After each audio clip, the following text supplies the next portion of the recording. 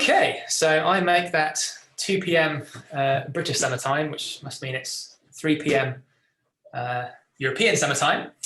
So it means we can get going. So welcome all to this mini symposium, which is on broadly dynamical transitions in heterogeneous and structurally anisotropic neural networks. So I'd like to begin by extending my gratitude to the conference organizers for what's been a fantastic meeting thus far.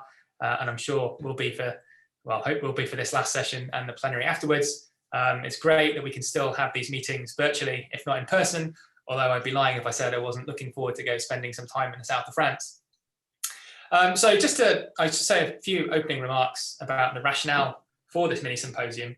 So obviously over the history of neural network dynamics, there's been lots of really interesting studies about sort of network architectures, coupling and dynamics, some of which we've seen already in this meeting. I think Michael organized a session on mean field dynamics. And a lot of these kind of approaches have assumed certain things about the way that the networks within the brain or in similar systems are organized. And so the rationale behind this mini symposium is to push that slightly further. So to relax the assumptions that you have very typified structures like global coupling or Erdős-Renyi type coupling networks, and in particular to push them into something more biologically constrained. So I think all of the speakers who are going to be talking today have networks that are either directly taken from data or are at least inspired by the biological system that they're trying to model. So very much looking forward to the session. A few opening, a few admin and housekeeping rules. So speakers, please do keep to time. So that's sort of 25 minutes and a few minutes for questions. For people in the audience, whether that be on Zoom or whether in YouTube, please feel free to ask questions via the chat. So there is a chat Zoom session. There's also a chat feature in YouTube. I understand that Daniele will be monitoring the chat and will feed questions from there to the speakers. So without further ado, it's my great pleasure to introduce our first speaker of the mini symposium, which is Alain Goriely at the University of Oxford. And he is going to be talking to us about network dysfunction in neurodegenerative diseases. So Alain, the floor is yours. Thank you very much, Kyle, and thank you kindly for the invitation to be part of your symposium.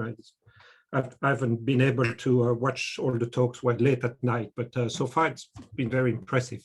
So I'll be talking about aspects of structure and function related to neurodegenerative disease and network, as the title suggests.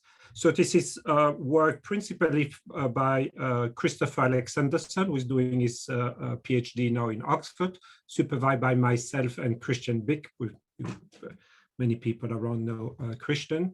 And it's based on previous work that Christian and I started a couple of years ago. But it's also based for the background for the disease propagation on more recent work from our group, and mostly by Travis Thompson, who is a postdoc, and Pavan Shekhar, who is a PhD student. And I realized that you all are soon going to be looking for a new home as a journal. So I want to suggest that Brain Multiphysics is a perfectly fine home. It's a new open access journal that we started a few years ago to look more about the physical aspect of the brain, or related physical aspect to functional aspect.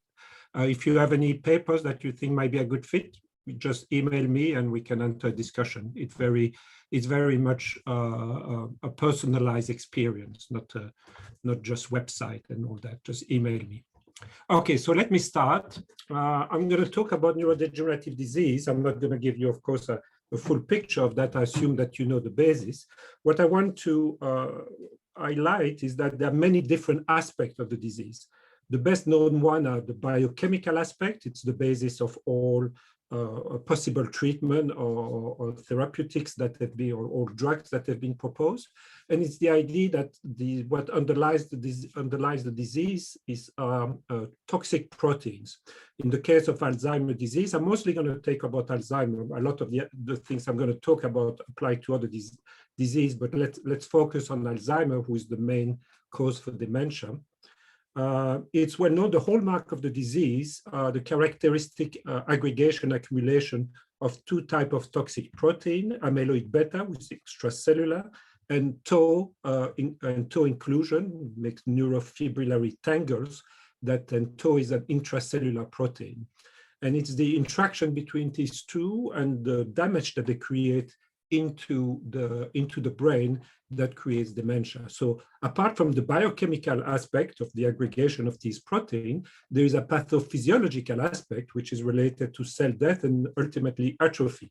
For instance, in this MRI, you see from within 3 years of evolution of the disease, you see a big loss of tissue, mostly in the gray area and so on.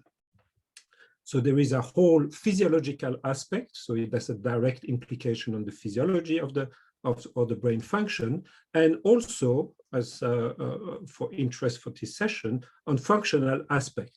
And I'm going to tell you a little bit about what is known, but for many years now, people have tried to extract from EEG and MEG some type of biomarker that are related to a cognitive impairment. And of course, past the functional aspect, there is also directly the behavioral aspect, which are the series of cognitive impairment that come with the progression of dementia. And here is a very poignant picture of it, which is a self-portrait by an artist, William Hutton Mullen, who was diagnosed in '96 with Alzheimer's disease and chronicled the progression of the disease through his painting. And you see an advanced stage. 3 years later, this is another self-portrait, and you can see all the behavioral problems that are associated with the disease in his painting, or the way he's trying to represent himself. So there are different markers that are associated with each of these aspects of the disease. You can try directly to look at the content of this protein, or the concentration of this toxic protein, either through the CSF or through PET analysis, PET imaging for both tau and amyloid beta. On the pathophysiology, you can do also some time of PET to look at the metabolism, the way the metabolism work locally, but also MRI to look at atrophy, just like I showed you. Now, on the functional aspect, it's all about EEG and MEG, which, as you can imagine, are much easier to perform than these guys, than other type of imaging techniques. And finally, of course, you have the behavioral aspect, which are related to cognitive tests. So the typical way people think about the disease clinically and all that is a progression that mostly look like an evolution of a sigmoid curve. These are called Jack's curve. They not come from a model. I was to my surprise when I first looked at the problem. I thought these were the result of a model. They're just drawn on a piece of paper, and that's what in clinical setting they call a model. But the idea is the following, is that you have a series of evolution of biomarker that you can track. And the first thing you'll see typically would be a deposit of amyloid beta, followed by tau would be apparent, and then the MRI, and then the cognitive impairment. And you see from this picture, EEG and MEG is not part of that. It's not used yet as a biomarker, despite many studies related to that. So the big picture, or the purpose of the talk is trying to see if we can link the biochemical progression of the disease, spatiotemporal dynamics of the disease in terms of toxic protein, to the damage it causes, and then eventually to the functional aspect. And this is summarized in a recent review in Neuron about a year ago, part of the open question. And I just want to read you the last open question. How can the direct action of Alzheimer's disease-related peptides, the peptides are these toxic protein, be leveraged to understand neurodegeneration and dementia that appear later in the disease? More specifically, how can we connect the dots from peptide to circuits to neurodegeneration and or dementia? So this is what we're going to attempt to do at a theoretical level. It's really connect the dot. So what do we know about functional aspect of people with mild cognitive impairment or Alzheimer's disease? There are about a few hundred studies that look at multiple aspects with at least, I don't know, there is a kind of systematic reviews, that they do, and there are at least about 100 different type of quantities that the people have tried to extract to try to identify and classify the signature of Alzheimer's disease through functional analysis, to the oscillatory dynamics. But it's a bit controversial, but yet there are certain aspects that are very clear that appear, especially in the rest state analysis. Of course, as you know, probably in rest states, it's mostly the activity of the brain is mostly in the alpha band. And what is seen is that you have an initial hyperactivity for mild cognitive impairment with respect to a healthy patient that's followed by hypoactivity. And you can see here by the power spectrum, for its power spectrum density, that you have a drop in the power spectrum density from hyperactivity to hypoactivity. That's the first thing that's more or less well established. And the second one is that if you look at the peak of frequency, you have a shift to lower frequency. You have a slowing down of the oscillation. And I always find that extremely bizarre, because if you think about the brain being systematically damaged, you think that overall what you'll have is a slow decay of all activity. And when you talk to people, they always say, oh yes, homeostasis, the brain sees that there is some kind of deficiency and overreact, and that's why hyperactivity. Never quite satisfied with that, because there is not quite a dedicated mechanism really to explain that. Of course, there is a lot of homeostatic response in the brain that try to normalize, but which one there? For me, it was not quite an explanation. So as far as the big picture is concerned, what we're trying to do at the theoretical level is we're going first to develop, or going to show you our progress that we've made in the last few years in terms of model for protein, toxic protein aggregation and progression within the brain. So at the local level, we look at both the propagation of amyloid beta and the tau protein and their interaction.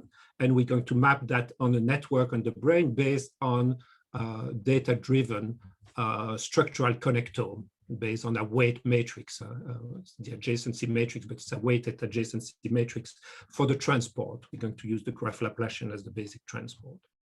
Now, these proteins are going to create damage. So we're going to have a damage model. The damage is going to affect the edge of these, so you affect the weight, because transport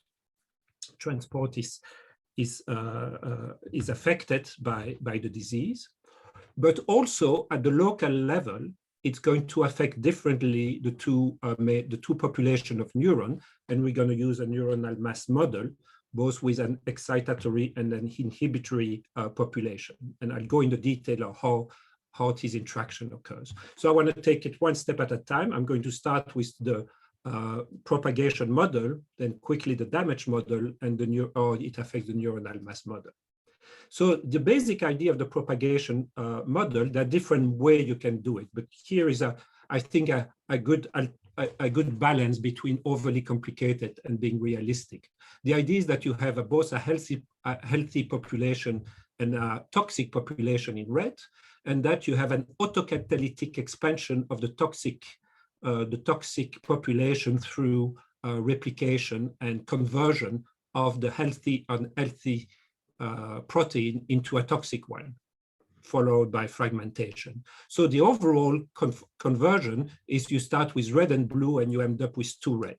So you start with P plus P tilde for toxic, and with a rate K12, you produce two P tilde.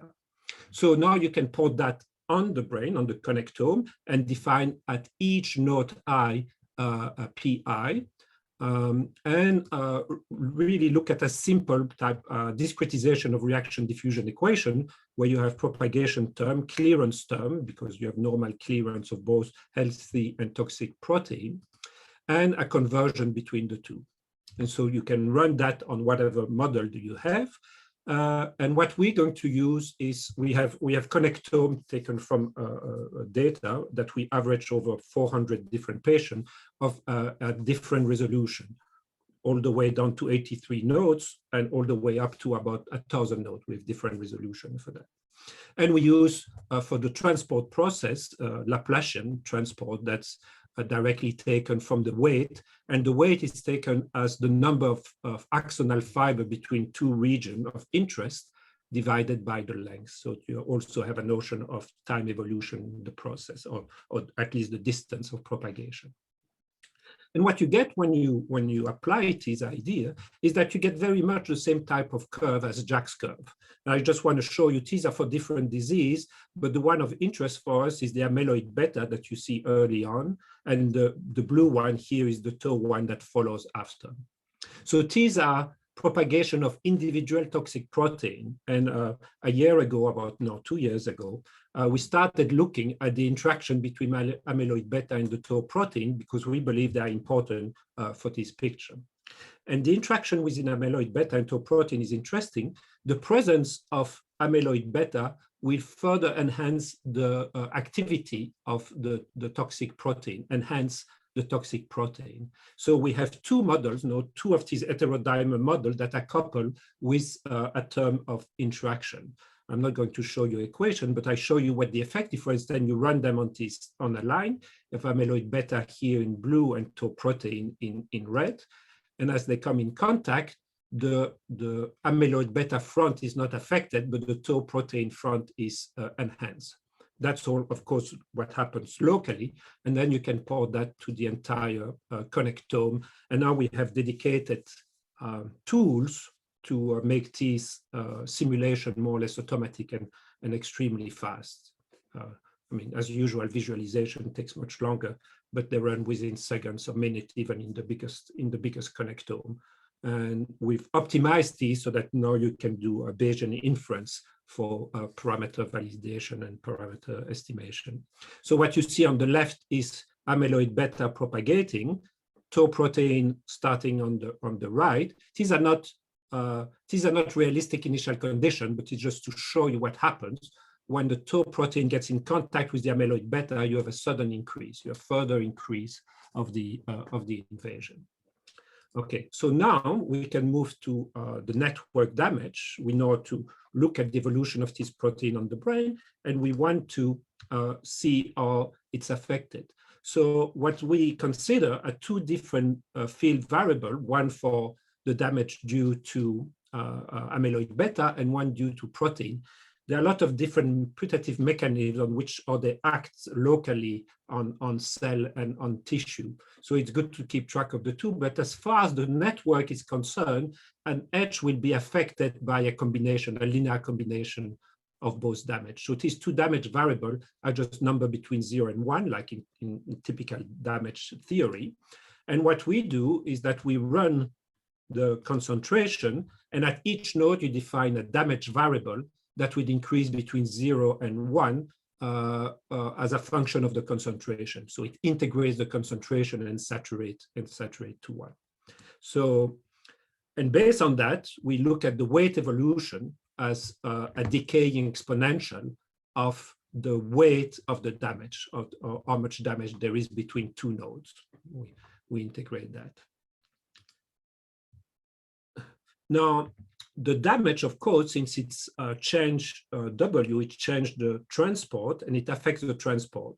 But even in the case where you have huge damage, where you tweak the parameter to have huge damage, so very quick fall in the weight, you see that the change in concentration is very slow, very small.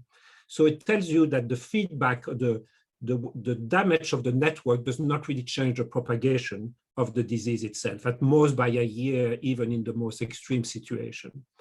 And that's more or less normal, because we know that as soon as the disease is seeded, even if you remove the transport process, you still have a local increase, just like we had with COVID. When we stopped flying from places to place, the disease was seeded everywhere and increased. At that place, the transport, the effect of the transport becomes negligible.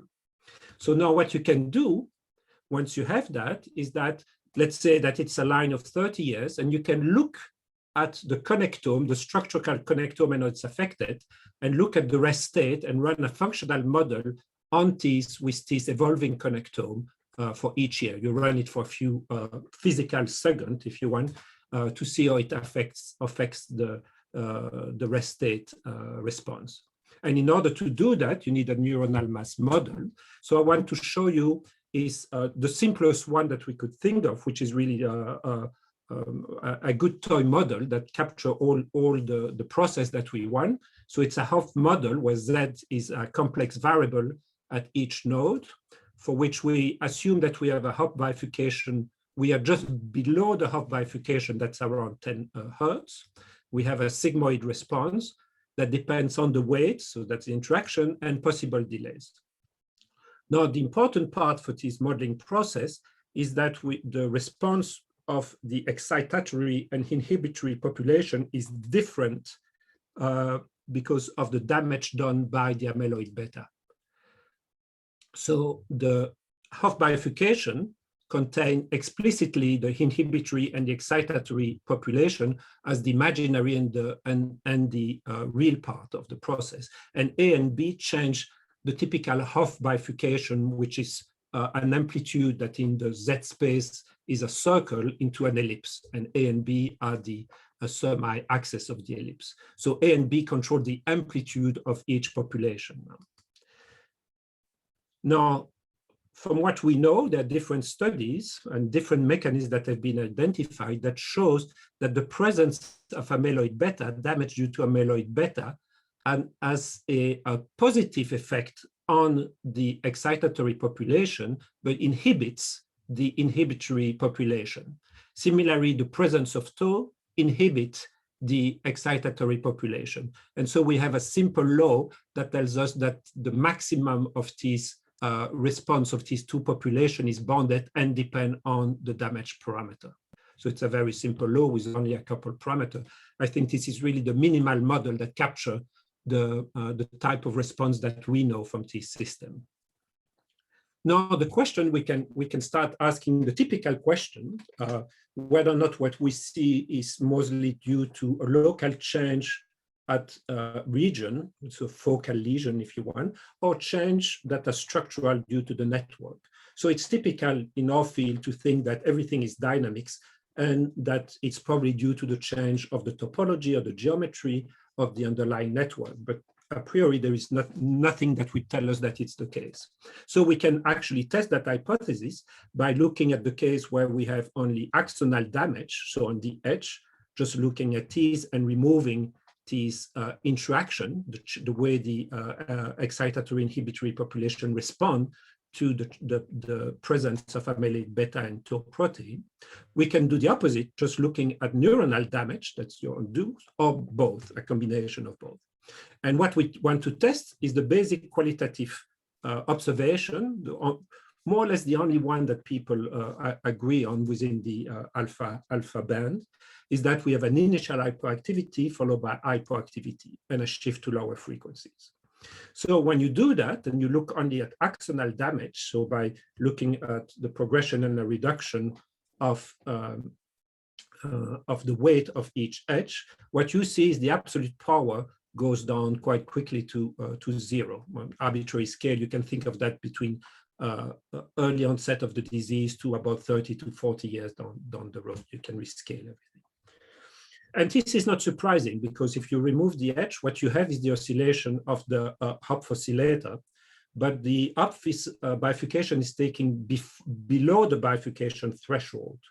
And so they all go down to a steady state in the absence of interaction, because you are just below the bifurcation.